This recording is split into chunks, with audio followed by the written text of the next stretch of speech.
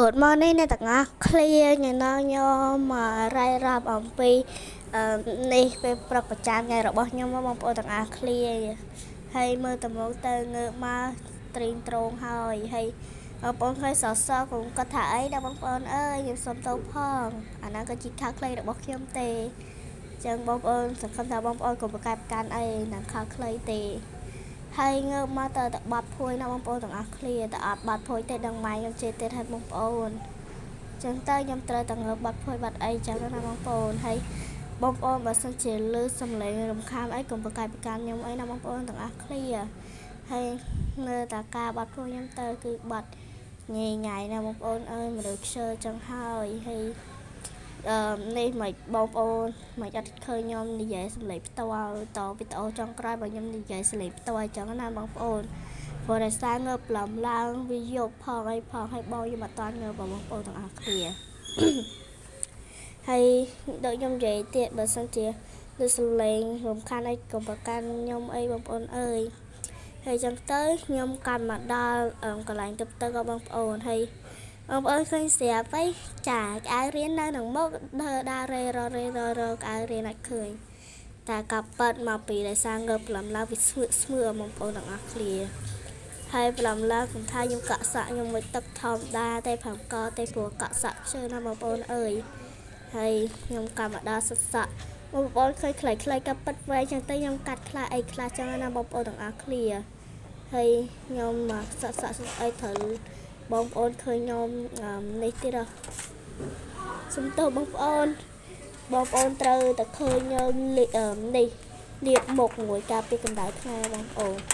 ហើយចឹងតើឥឡូវកាត់មកទៀតចាំសភៅខ្ញុំមើលសភៅខ្លាច់សភៅអញ្ចឹងណាបងប្អូនទាំងអស់គ្នា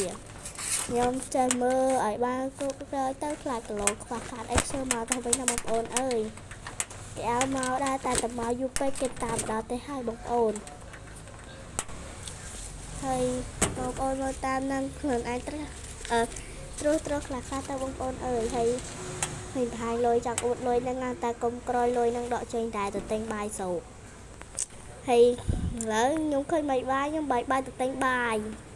ដល់ពេលហើយទៅតាមមកដល់ស្លាយចឹងណាបងប្អូនឃើញខ្ញុំថតខ្លីអីចឹងទៅក៏ប៉ុន្តែគ្រូអត់ឲ្យទៅបាច់ទៅសាប់យកមកបានតែគ្រូអត់ឲ្យលេងទេហើយនេះមកផ្នែកខ្ញុំអ្នកគួយមុខបាយក្រោយទេណាក៏មកផ្នែកខ្ញុំខ្ញុំភ្លេចជួយកាយខ្ញុំទៅនឹងហើយខ្ញុំញ៉ាំចិនបងប្អូនទាំងអស់គ្នាខ្ញុំភ្លេចប្រាប់គេអត់ឌឺសាហាវហ្មងណាទឹកមកផ្នែកខ្ញុំទេបងប្អូនអើយកំកាន់អីហើយឥឡូវខ្ញុំដើរមកចេញពីរៀនបងប្អូនអើយខ្ញុំហាត់កាត់ឲ្យបងប្អូនទេកំកាន់ខ្ញុំអីបងប្អូនដោយសារខ្ញុំអត់សូវមានពេលបងប្អូនសុំមកនៅស្លាយថាបានតែមួយផ្លែទេដោយសារគ្រូឲ្យកាន់ទូស្តាប់បងប្អូនហើយឥឡូវចាំមកដល់ផ្ទះហើយអញ្ចឹងណាបងប្អូនអើយហើយអញ្ចឹងទៅមកដល់ផ្ទះទៅស្ញាមនុស្សមកព្រោះហៅដងមកទៅដងអឡូឡាចឹងខ្ញុំអត់អាចថប់ប្លង់តែនឹងបានទេ